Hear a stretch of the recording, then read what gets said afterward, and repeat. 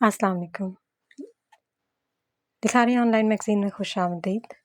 نگاہ منتصر، فائقہ اعظم، قسط نمبر 8۔ گاڑی سے گھر تک کا سفر بڑی مشکل سے طے ہوا تھا۔ جہاں زیب منزل پر پہنچ کر گاڑی رکی اور جہاں زیب اپنے استقبال میں کھڑے اپنے بھائی سے گلے ملے۔ ستارہ اور اس کی والدہ نے گھر کا رخ کیا۔ ابرام بھی فون کان کو لگائے ان کے پیچھے تھا۔ جیسے ہی وہ گھر میں داخل ہوا، گوری اسی جگہ پر اسی پوزیشن میں کھڑی تھی۔ ابرام نے حیرانی سے اسے دیکھا۔ کبھی اتنا انتظار تو تم نے میرا بھی نہیں کیا ہوگا، خوبصورت، اس نے خود کو کہتے سنا تھا، پھر سر جھٹک کر آگے کو چل دیا۔ اتنا انتظار کرواتا ہے کوئی؟ کب سے کھڑی ہوں، امی آپ ہی، گوری روتے ہوئے نگین کے گلے لگی تھی۔ اس کی ماں نے اس کا چہرہ چوما۔ ستارہ کی آنکھوں میں بھی نمی ٹھہری تھی۔ گوری نے نگینہ بیگم کے گلے میں لگتے ہوئے ستارہ کو بھی پاس آنے کا اشارہ کیا تھا۔ وہ تینوں خود کو ایک دوسرے میں بھینچ کر جیسے صدیوں کی دوریاں ختم کر رہی تھیں۔ پھر تینوں نے بیک وقت آنسو پونچھے تھے۔ ستارہ بہت پیاری لگ رہی ہو، گوری کے کمپلیمنٹ پر ستارہ مسکرائی تھی۔ پھر نگینہ بیگم کو میرب نے ریسیو کیا اور گوری اس ستارہ کے کمرے میں چلی گئی تھی۔ ستارہ نے بالکل اپنے جیسا لہنگا گوری کے لیے چوز کیا تھا، جسے پہن کر گوری تیار ہوئی تھی۔ سہارے والے جھمکے پہن کر اس نے بالوں کو جوڑے میں قید کر کے اس کے گرد گجرے لپیٹے تھے۔ ماتھے پر بندھی اس کے چہرے کو مزید پرکشش بنا رہی تھی اس کی بندی۔ ستارہ نے ہلکا سا میک اپ اس کے چہرے پر کیا تھا، پھر صوفے پر بٹھا کر اس کے ہاتھوں پر مہندی لگائی تھی۔ پتہ ہے، یہاں رنگ برنگی پارلر والی خواتین موجود ہیں جو میرے بھابھی کے بلانے پر آئی ہیں، لیکن مجھے تو اپنے چہرے پر تمہارے ہاتھ سے کیا گیا میک اپ ہی پسند ہے۔ مہندی بھی میں نے ان سے نہیں لگوائی، بھائی مجھے تو وہی مہندی پسند ہے جو ستارہ میرے ہاتھوں پر لگاتی ہے۔ گوری محبت سے ستارہ کے چہرے کو بغور دیکھتے ہوئے مہندی لگوا رہی تھی، جبکہ ستارہ کا سارا کنسنٹریٹ مہندی پر تھا۔ تمہارے دلہے کا نام لکھنا ہے؟ اس نے مہندی لگاتے ہوئے پوچھا تھا۔ گوری نے اس بات میں سر ہلا دیا۔ شارٹ میں ای بھی لکھ دوں؟ ستارہ نے پوچھا۔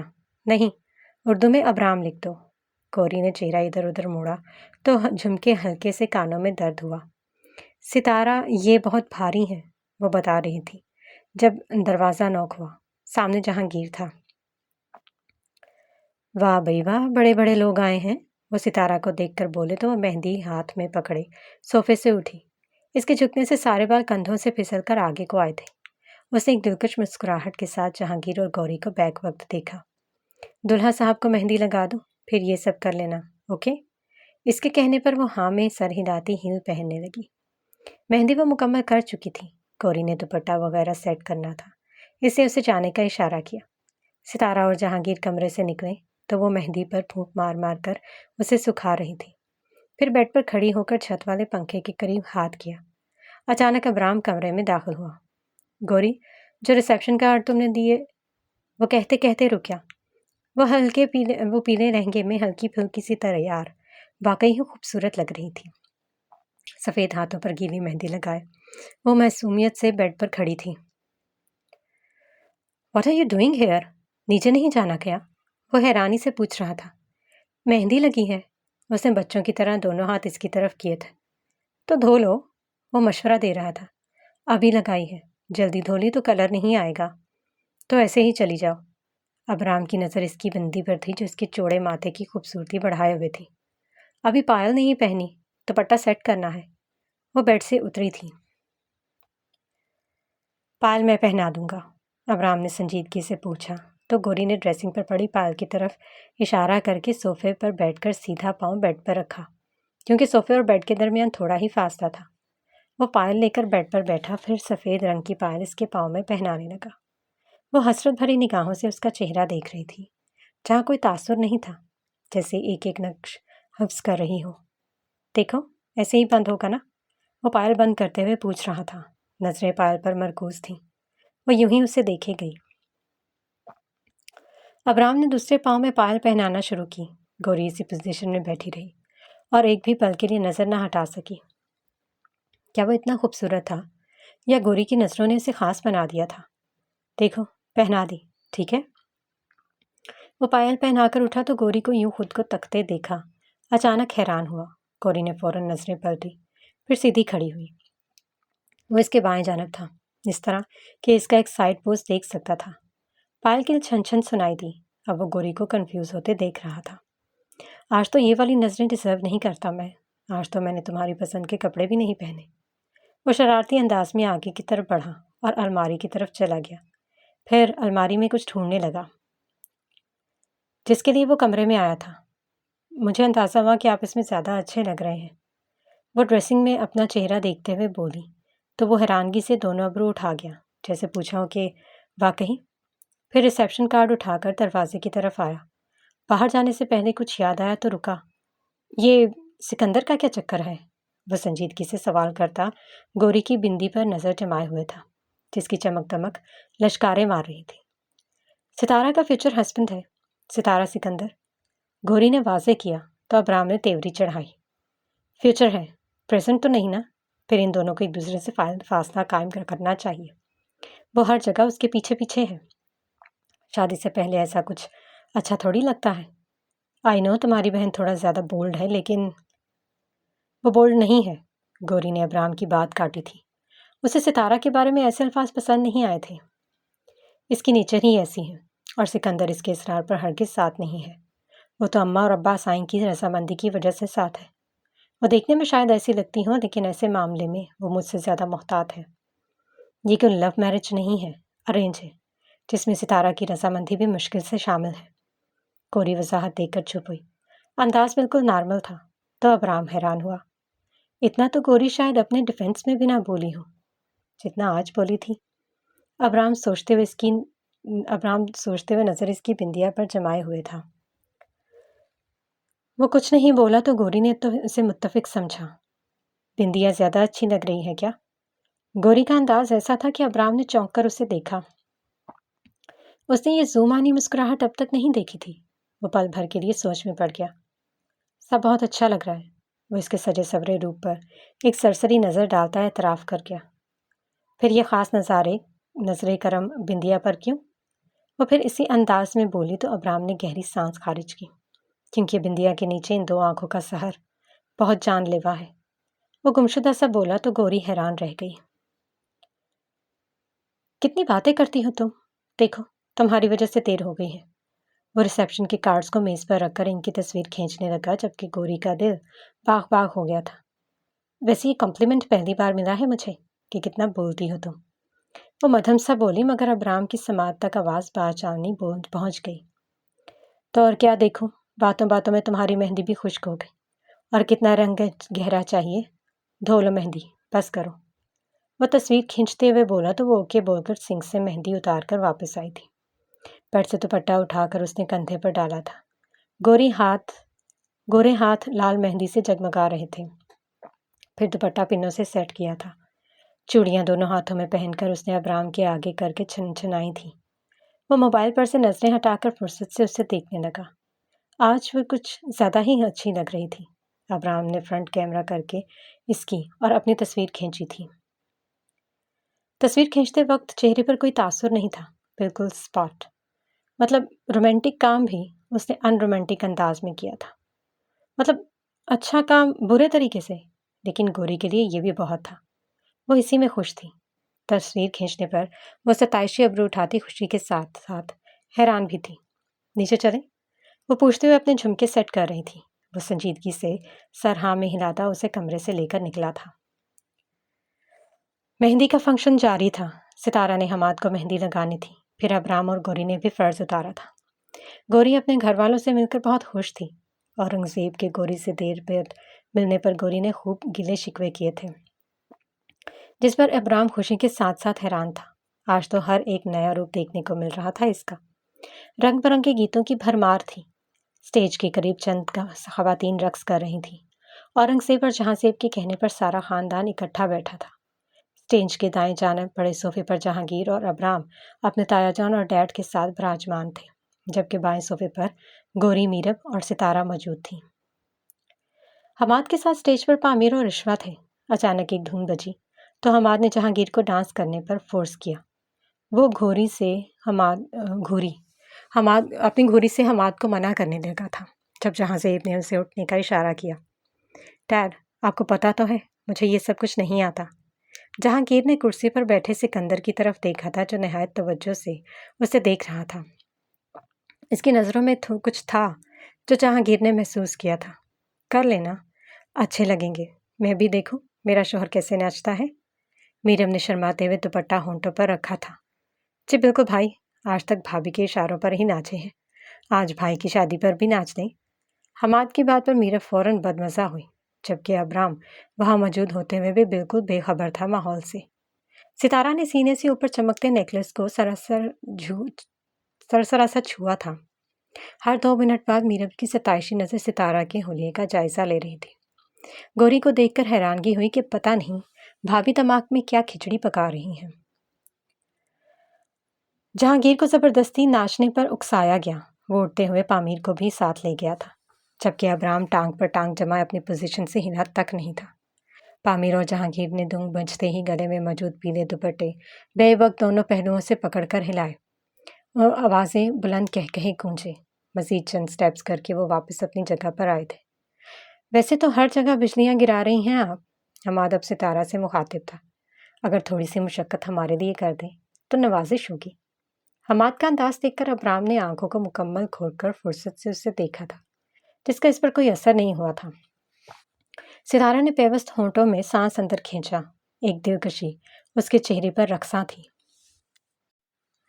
श्योर, ये कहकर वो सोफे से भी उठी ही थी कि अबराम के अलावा सब मर्दों ने बैक वक्त सीटी बजाई।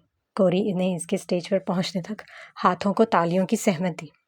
सिकंदर और सितारा बैक वक्त एक खास जगह पर बैठे रखे। सितारा ने अपनी मर्जी की धुन लगवाई। वो साथ खड़े वाकई में बहुत अच्छे लग रहे थे। आपके हिसाब से बेस्ट कपल कौन सा होता है देखने में? मेरे हिसाब से तो वो कपल जो कदोकामत में मुश्तरका हो और जिसामत में अगर लड़का चौड़ा है तो लड़की भी चौड़ी हो, और अगर लड़की लंबी है तो लड़का भी लंबा हो। मेरे नज़दीक देखने में वही कपल बेस्ट है, जैसा कि अजीरा खान और इमरान अब्बास, सबा कमर और सिमी खान। डीजे ने सितारा के इशारे पे गाना चलाया तो परफॉर्मेंस स्टार्ट हुई। सिकंदर ने गुलाब का फूल हाथ में पकड़कर सितारा से शर्माते हुए कुछ कहना चाहा, मगर बोल नहीं पाया। अब ये परफॉर्मेंस का हिस्सा था या सिकंदर कंफ्यूज हो रहा था, ये तो वही जानता था। एक खूबसूरत सी धुन अभी शुरू थी। सितारा हाथों के नाखूनों को देखते हुए सिकंदर के फूलों को नज़रअंदाज कर गई। उंगली से बोलने का इशारा किया, मगर कोई जवाब न पाकर वो मुड़ी और धुन खत्म हुई। गाना शुरू हुआ। वो लिपसिंग करते हुए अभी मुड़ी ही थी कि सिकंदर ने इसका लटकता हुआ दुपट्टा पकड़ा और उसे अपनी जानिब खींचा। सबने चुटकियां बजाते हुए उसे तजस्सुस से देखा। इब्राहिम मैसेज करने में मसरूफ था। सिकंदर ने डांस के साथ साथ एक्सप्रेशन भी रोने वाले किए थे। ऑफर करते हुए वो हंसा था। सितारा ने नाक से मक्खी उड़ाई थी। सितारा की बात पर मीरब ने हंसते हुए सीटी बजाई थी। सिकंदर ने अंगूठे और उंगली के दरमियान थोड़ा सा फासला छोड़कर सितारा को दिखाते हुए कहा था। सितारा ने साथ में उंगली हिलाई थी। रक्स के इख्तिताम पर सबने ज़ोरदार तालियां बजाई थी। हमाद ने सीने पर हाथ रखकर मशकूर निगाहों से सितारा को देखा था। वो बड़ी नफासत से अपनी जगह पर दोबारा बैठ गई थी। अच्छा भाई, बेशक मेरी शादी है और मैं आज अपनी सारी डिमांड पूरी करवाने का पूरा हक रखता हूँ, मगर मुझे लगता है कि बहुत तंग कर लिया सबको, अब जाने देता हूँ। मगर मगर मगर मगर हमाद ने रिलैक्स होते मर्द हज़ार को दोबारा परेशानी में मुब्तला किया। एक आखिरी परफॉर्मेंस हो जाए अगर गौरी भाभी और इब्राहिम भाई का, तो मेरे लिए ये इवेंट यादगार बन जाएगा। सबने हमाद की बात पर तालियां बजाई थी। पामीर ने सीटी मारी तो इब्राहिम ने उसे घूरा, जिसका असर ना लेते हुए पामीर ने come on let's do it ये कहकर उठने का इशारा किया। जहांगीर ने सरगोशी नुमा अंदाज में इब्राहिम से पूछा, कर लोगे? जिस पर उसने इसी अंदाज में जवाब दिया, आज की तारीख में तो मुमकिन नहीं है। ये बच्चा है, जिद कर रहा है। बच्चे जिद करते हैं, मगर ज़रूरी नहीं है कि इनकी हर जिद पूरी की जाए। वो बोला तो हर तरफ से आवाज़ आई, प्लीज़ इब्राहिम, प्लीज़ ज़्यादा कर दो ना। इब्राहिम ना उठा तो जहांजीब ने गौरी को उठने का इशारा किया। वो नासमझी से लहंगा संभालती उठी तो सबने सीटियां बजाईं। वाह भाभी उठ गई, मतलब भाभी का मूड है डांस का। वाह दैट्स ग्रेट। ابرام نے گھور کر دیکھا اور غصے سے ضبط کرتا اس کا ہاتھ پکڑ کر اسٹیج پر جاتے ہوئے اس نے بہت کچھ کہا تھا، جس میں سے گوری کو صرف یہ سنائی دیا تھا کہ کیا ضرورت تھی اٹھنے کی، اب جو کچھ کرنا ہے تم نے ہی کرنا ہے، مجھے یہ کام فالتو کے نہیں آتے۔ اسٹیج پر جا کے وہ پاکٹس میں ہاتھ ڈال کر کھڑا ہو گیا۔ گوری ہتھیلیوں کو مسلتے ہوئے ستارہ کو کنفیوز لگی، تو ستارہ نے اسے آنکھوں سے کوئی اشارہ کیا، جس پر گوری نے ہاں میں ہلاتے ہوئے ڈی جے کو اشارہ کیا۔ دوبارہ دیکھا تو ستارہ وہاں سے غائب تھی۔ اچانک لائٹس آف ہوئیں۔ پورے 2 منٹ بعد لائٹس چلیں تو اوپر لٹکتا فانوس ہلکی پھلکی گلاب کی پتیاں گوری اور ابرام پر گرا رہا تھا۔ ابرام اسی پوزیشن میں کھڑا تھا، جبکہ گانا سٹارٹ ہوتے ہی گوری نے دونوں ہاتھوں کو ہوا میں پھیلا کر اس کے چاروں طرف گھومنا شروع کر دیا۔ ابرام نے اس کی حرکت کے مطابق اپنی نظریں گھمائی تھیں۔ سب بہت دلچسپی سے اس کا سارا نظارہ دیکھ رہے تھے۔ گوری نے گھومتے ہوئے اس کے قریب جا کر اپنا ہاتھ اس کے کندھے پر رکھا تھا، مگر مقابل تو ہلنے سے قاصر تھا۔ آج دل میں سوئے بہت سے ارمان جاگے تھے، جنہیں ہمیشہ کے لیے سنا دیا گیا تھا۔ اپنا ہاتھ اس نے ابرام کے دائیں گال پر رکھا تھا، اور جو فکرے اس کی آنکھوں میں دیکھتے ہوئے ادا کیے گئے وہ کچھ یوں تھے: ہے شرارت تمہیں سے، ہو عبادت تمہیں سے، ہے محبت تمہیں سے۔ وہ بول کر خاموش ہوئی تو آنکھوں میں نمی تھی۔ سب نے زوردار تالیاں بجائیں۔ آج بہت کچھ محسوس ہوا تھا اسے، ایک عجیب سا جذبہ، عجیب سی الجھن، اپنے دل میں ایک احساس جس سے وہ ہمیشہ بچنا چاہتا تھا۔ کیا وہ محبت تھی؟ کیا محبت نہ ہو جائے، اس بات کا خوف تھا، مگر جو بھی تھا ابرام کو اسے فیس کرنا تھا۔ جب سب لوگ مہندی کے فنکشن میں ادھر ادھر چلے گئے تو پامیر نے ابرام کے پاس جا کر اجازت چاہی۔ نہیں یار، ابھی کچھ دیر اور ٹھہرو، مجھے ضرورت ہے تمہاری، کچھ بات کرنی ہے تم سے۔ اور ابرام ابھی بات کر رہا تھا جب اشوا قریب آ کر کھڑی ہو گئی۔ چلیں؟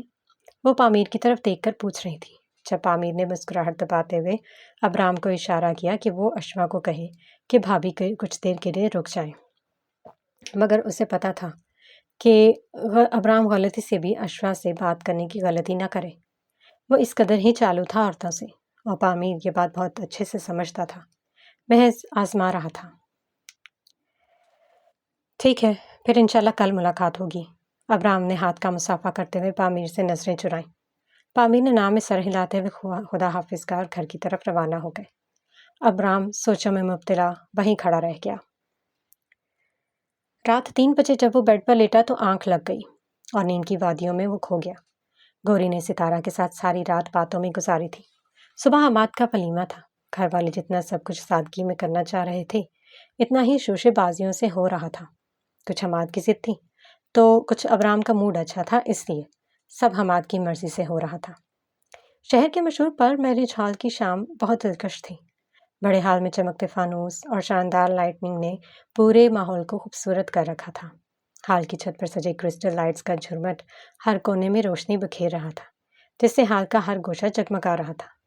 ہال کے وسط میں سفید اور سنہری رنگ کے میٹ سے بنائے گئے میز اور کرسیاں نفاست اور خوبصورتی کا نمونہ پیش کر رہے تھے۔ میزوں پر بچھے ریشمی کپڑوں کے اوپر خوبصورت پھولوں کے گلدستے رکھے ہوئے تھے، جن کی خوشبو ہر طرف پھیل رہی تھی۔ ہر میز پر موم بتیوں کے روشن سٹینڈز ماحول کو اور بھی رومانوی اور دلکش بنا رہے تھے۔ ہال کے ایک طرف خاص اسٹیج بنایا گیا تھا، جسے پھولوں اور روشنیوں سے سجا دیا گیا تھا۔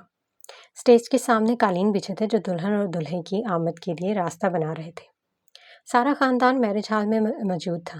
اسٹیج پر دلہا دلہن کا سب سے بے صبری سے انتظار کر رہے تھے۔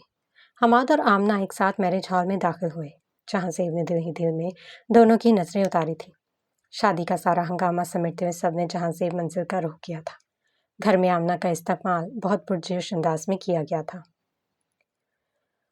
ستارہ نے آمنہ کا کمرہ اپنی نگرانی میں سیٹ کروایا تھا، جو آمنہ کو واقعی میں بہت پسند آیا تھا۔ آمنہ نے ستارہ کی تعریف کی تو جہاں زیب اور گوری بہت خوش ہوئے تھے۔ شادی کا ہنگامہ جیسے ہی ختم ہوا، ابرام نے آفس کا رخ کر لیا، جبکہ جہانگیر میرب کی طرف سے مصروف تھے۔ میرب کی ڈلیوری پاس ہی تھی، اس لیے وہ ہسپتال میں ایڈمٹ تھی۔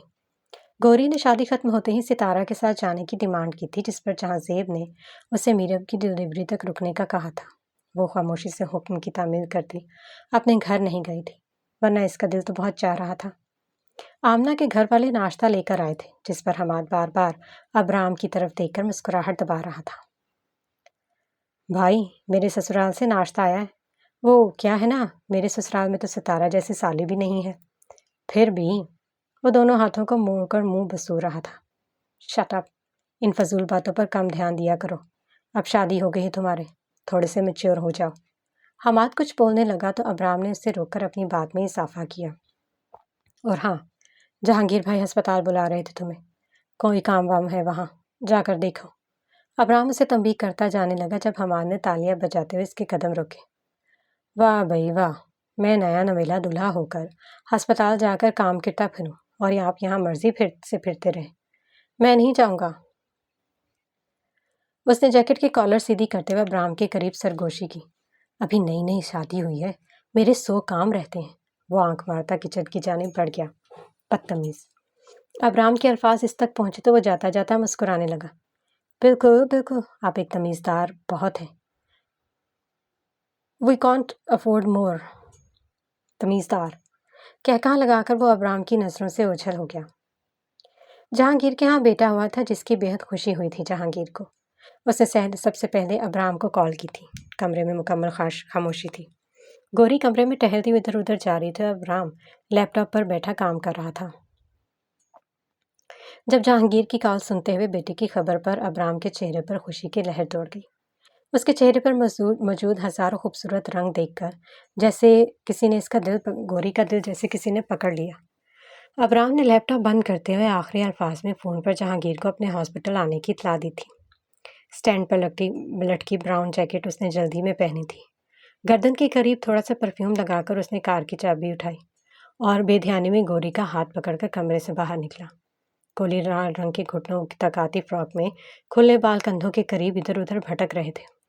دوپٹہ پٹی کی صورت میں گلے میں پھینکے کسی بت کی طرح اپنے ہاتھ کو ابرام کے ہاتھ میں دیکھ کر اس کے پیچھے پیچھے چلتی رہی۔ وہ دونوں سیڑھیوں سے اترتے ہوئے ہم قد ایک بیسٹ کپل لگ رہے تھے۔ کہاں چل دیے؟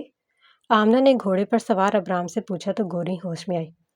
آف کورس، جواب تو اسے ہی دینا تھا۔ ابرام نے گھوری سے گوری کو دیکھا جیسا کہنا چاہ رہا ہو جلدی بتاؤ اسے۔ ہم ہاسپٹل جا رہے ہیں، میرا بھابھی کو بیٹا ہوا ہے، بس ابھی آ جائیں گے۔ جہاں زیب اور حماد گھر ہی ہیں، تم اپنا خیال رکھا، ہم ابھی آ جائیں گے۔ وہ پھیکی سے مسکراہٹ کے ساتھ سب کچھ بول کر ابرام کے پیچھے پیچھے چل دی۔ لان میں کھڑی گاڑی پر ابرام گھوڑے کی طرح سوار ہوا، گوری بھی بیٹھی اور وہ دونوں ہسپتال کی جانب روانہ ہو گئے۔ گوری نے کبھی نہیں سوچا تھا کہ وہ ابرام کے ساتھ فرنٹ سیٹ پر بیٹھ کر سفر کرے گی، تو ہسپتال جانے کے لیے، جہانگیر کے بیٹے کی خوشی میں۔ بہت عجیب تھا یہ سب۔ وہ تو سوچتی تھی کہ شاید اپنے گھر جانے کے لیے ابرام کے ساتھ یوں اکٹھا سفر کرے گی، یا پھر کبھی شاپنگ کے لیے، یا ہانی مون کے لیے، یا اکیلے گھومنے جانے کے لیے، مگر یہ سب کیا تھا اس کے لیے سمجھنا تھوڑا سا مشکل تھا۔ زباب کچھ دنوں سے اپنے سسرالیوں کا بدلہ رویہ دیکھ تو رہی تھی، مگر ابھی تک کچھ سمجھ میں نہیں پائی تھی۔ شاید وہ جہاں زیب کے بیٹے کی شادی سے فارغ ہونے کا انتظار کر رہے تھے، اور اب مدت پوری ہو گئی تھی، اس لیے ان کی نگاہیں جہاں زیب کی منتظر تھیں۔ جہاں زیب نے بھی دیر نہ کرتے ہوئے ہزاروں ہمت جمع کی اور شہروز کے دیے پتے پر حاضر ہو گئے۔ بیل بجا کر اندر آئے۔ حال میں مکمل خاموشی تھی، ارد گرد کوئی نہیں تھا۔ انہوں نے کسی کی تلاش میں ارد گرد نگاہیں دوڑائیں تو سامنے وال پر لگی زباب کی تصویر دیکھ کر ہزاروں جذبات ابھرے اور آنکھیں نم ہو گئیں۔ تصویر کو مزید قریب سے دیکھنے کے لیے وہ جیسے ہی آگے بڑھے، پیچھے سے ایک مدھم سی لڑکھڑاتی آواز نے انہیں ساکت کر دیا۔ واہ، اس شخص کو تو وہ بھیڑ میں بھی آنکھیں بند کر کے پہچان سکتی تھی۔ محض پشت دیکھ کر ہی وہ آنسو زاروں قطار بہنے لگے۔ جہاں زیب مڑے تو دونوں کی نظریں ملیں، جن میں لاکھوں سوال تھے، گلے تھے، شکوے تھے۔ ہر سوال آنسو کی صورت میں بہہ رہا تھا۔ جہاں زیب نے اپنی بیٹی سے محبت کو ماضی کے گزرے ہوئے واقعات پر ترجیح دی اور ہر فاصلہ ختم کرتے آگے بڑھے اور زباب کو سینے میں سے لگا لیا۔ بابا، میں زباب اپنے باپ کے سینے پر سر رکھے ہچکیوں سے رو دی۔ بہت کچھ کہنا تھا اسے، مگر آج الفاظ ختم ہو گئے تھے۔ جہاں زیب نے لرزتی ہوئی آواز کے ساتھ پکارا، زباب، میری بیٹی۔ میں جانتی ہوں بابا، میں نے آپ کو بہت تکلیف دی، لیکن میں اپنی غلطیوں کا کفارہ چاہتی ہوں۔ اگر آپ مجھے معاف نہیں کریں گے تو بھی۔ جہاں زیب نے اسے بولنے سے روک دیا۔ اسے خود سے الگ کیا، دونوں کندھوں سے تھاما اور اس کے آنسو پہنچے۔ ان کی آواز لرز نہیں تھی لیکن ان کا لہجہ انتہائی نرم تھا۔ سباب، بیٹیاں باپ کے دل کا حصہ ہوتی ہیں، کوئی زخم ایسا نہیں جو محبت مدمل نہ کر سکے۔ میں نے تمہیں یاد کرنے سے خود کو کبھی نہیں روکا۔ خیر، میں روکتا بھی تو دل کہاں رکتا۔ تم نے جو کیا وہ بھولنا مشکل تھا، لیکن تمہیں کھونا ناممکن تھا۔ وہ بول کر دوبارہ اسے سینے سے لگا گئے۔ میری بیٹی، تمہیں دوبارہ گلے لگانے کے لیے میری زندگی بیت گئی۔ آج ماضی کی ہر تلخ یاد کی جگہ باپ کی بے پناہ محبت نے لے لی تھی۔ جہاں زیب کو ویسے بھی سباب سے ایک الگ لگاؤ تھا، اور پھر برسوں کی دوریاں، آج تو دل نے ہر غم بھلا کر ساری غلطیاں معاف کر دی تھیں۔ گوری اور ابرام کراچی کے ہسپتال آغا جان میں داخل ہوئے۔ ابرام کے چہرے پر موجود خوشی میں ہر بڑھتے قدم کے ساتھ شدت تھی۔ ابرام اور گوری بیک وقت ہسپتال کے پرائیویٹ روم میں داخل ہوئے۔ میرا پرائیویٹ روم کے نرم اور آرام دہ بستر پر لیٹی ہوئی تھی، جہاں ہر سہولت اس کے سکون کا خیال رکھتے ہوئے مہیا کی گئی تھی۔ ابرام نے سامنے کھڑے جہانگیر کو کھینچ کر خود سے لگایا اور پھر مسکرا کر مبارکباد دی۔ گوری نے بھی جہانگیر کو سلام کیا تو اس نے سامنے پڑے صوفے پر گوری کو بیٹھنے کا اشارہ کیا۔ بیبی کاٹ میں موجود بچہ ہلکی پھلکی آنکھیں کھول رہا تھا، جسے ابرام نے بے صبری سے باہوں میں لیا، غور سے دیکھ کر پھر ماتھے پر پیار کیا۔ باقی مجھے نہیں پتا، لیکن اس کی آنکھیں میری جیسی ہیں، دیکھیں ذرا۔ لو، صبح سے کھول ہی نہیں رہا ہے آنکھیں، اور کہہ رہے ہو میرے جیسی ہیں۔ جہانگیر نے اس کی بات پر بے یقینی سے کہا، جبکہ وہ سچ کہہ رہا تھا۔ خیر، بھابھی آپ کیسا فیل کر رہی ہیں؟ اس نے سنجیدگی سے پوچھا تو میرب نے گھر جانے کی ڈیمانڈ کی۔ کیسی باتیں کر رہی ہو میرب؟ ڈاکٹر نے کل ڈسچارج کرنے کا کہا ہے۔ میں ٹھیک ہوں، مجھے کچھ نہیں ہوا، ایک بار ڈاکٹر سے بات تو کر کے دیکھ لیں۔ میرب نے اپنے دایاں کندھا مسلا تھا، پھر سر کو ادھر ادھر حرکت دی۔ اچھا، میں ایک بار بات کر لیتا ہوں، کیا پتہ ڈسچارج کر دیں۔ وہ کہہ کر بچے کو گوری کے ہاتھوں میں تھما گیا۔ گوری نے اتنے قریب سے بچے کو دیکھا تو اس کا دل اتنی زور سے دھڑکا کہ اس نے بچہ فوراً جہانگیر کو دے دیا۔ میں نے کبھی اتنے چھوٹے بچے نہیں اٹھائے، مجھ سے گر جائے گا۔ اس نے رونے والا منہ بنا کر جہانگیر کو بچہ دیا تو میرب ہنس دی۔ ستارہ اورنگزیب کے پہلو میں بیٹھی تھی، دائیں طرف ان کی زوجہ تھی۔ تینوں آپس میں گفتگو کر رہے تھے۔ موضوع گوری تھی۔ جب سے شادی سے واپس آئے تھے انہیں گوری بہت یاد آ رہی تھی۔ ابو میں بہت مس کر رہی ہوں گوری کو۔ کیا سڑو شوہر لے کر دیا ہے اسے، جسے گھر کی دہلیز پار ہی نہیں کرنے دیتا۔ میں بتا رہی ہوں آپ کو، اب میں دوبارہ گئی نا تو اسے ساتھ لے کر ہی آؤں گی۔ ہاں ہاں ہاں، لے آنا، ابراہم لانے دے گا تو نا۔ اس کی ماں نے اپنی مسکراہٹ دباتے ہوئے ستارہ کو چیلنج کیا تھا۔ اچھا جی، اس سے پوچھنا کس نے ہے، بس جاؤں گی اور لے آؤں گی۔ ستارہ فیصلہ کر چکی تھی۔ میز پر پڑے مگ کو اٹھا کر اس نے اورنگزیب کے آگے کیا تھا۔ شکریہ۔ مگ تھام کر اورنگزیب صوفے پر سیدھے ہو کر بیٹھا۔ ستارہ، کب مکمل ہوگی تمہاری پڑھائی؟ میرا بچہ، اور کتنا وقت لگے گا؟ بس یہ آدھا سال۔ یہ کہہ کر وہ کچھ دیر خاموش رہی۔ وہ بے چینی کے ساتھ مزید وہاں بیٹھ نہ پائی۔ وہ جانتی تھی باپ کیوں پوچھ رہے ہیں، اور آج تو وہ اپنے جواب کی مدت بھی زیادہ نہیں کر پائی تھی۔ صرف آدھا سال مطلب 6 مہینے، اور بس؟ لیکن کیا یہ میرا گھر نہیں ہے؟ میں جتنی دیر چاہوں اتنی دیر یہاں کیوں نہیں رہ سکتی؟ میں کیا چاہتی ہوں خود بھی نہیں سمجھ پا رہی۔ سکندر کے لیے میرا دل کبھی نہیں دھڑکا، اور جس کے لیے دھڑکا وہ میرا نہ ہو سکا۔ میں کیا کروں؟ مجھے نہیں رہنا سکندر کے ساتھ۔ مجھے نہیں چاہیے اس کا ساتھ، نہیں تھامنا اس کا ہاتھ، نہیں کرنی اس سے شادی، نہیں بننا کسی کی بھی دلہن۔ وہ جذبات میں آ کر کیا کیا سوچ رہی تھی، کیا بول رہی تھی، اسے کچھ سمجھ نہیں آ رہا تھا۔ بس وضو کر کے اس نے بے چین دل کو قرار میں لانے کے لیے خدا سے ملاقات کی تھی۔ کراچی کی سڑکوں پر اپنی چاپ چھوڑتی ہونڈا سیوک جہاں زیب منزل کا سفر کم کرتی جا رہی تھی۔ شام کے وقت کراچی کی سڑکیں ہلکی ٹریفک کے ساتھ زندگی کی جھلک دیتی جا رہی تھیں۔ گاڑی شاہراہ فیصل پر رواں تھی۔ دونوں اطراف بلند و بالا عمارتوں پر جگمگاتی روشنیوں نے ماحول کو خوابناک سا بنا دیا تھا۔ گوری کھڑکی سے باہر دیکھ رہی تھی، جہاں گاڑیوں کی روشنیوں کے ساتھ سڑکوں پر روشنی کے کوس بن رہے تھے۔ گاڑی کے اندر ایک پرسکون خاموشی تھی، صرف ریڈیو پر دھیمی موسیقی چل رہی تھی۔ ابرام نے گاڑی کو کلفٹن کی طرف موڑ دیا، جہاں ساحلی ہوا محسوس کی جا سکتی تھی۔ تم ہاسپٹل میں اتنی خاموش کیوں تھی؟ ابرام نے خاموشی کو توڑتے ہوئے ریڈیو کی آواز مکمل بند کی تھی۔ گوری نے ایک اداس مسکراہٹ کے ساتھ اسے دیکھا تھا۔